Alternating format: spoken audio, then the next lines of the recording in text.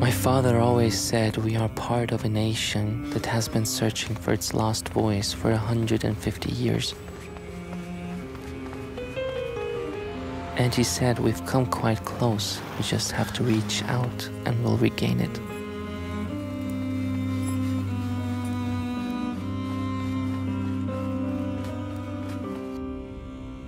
His generation often tried, but failed time after time. Then it was our turn to try our luck. And for a few weeks, we had the feeling of being as close to our target as never before.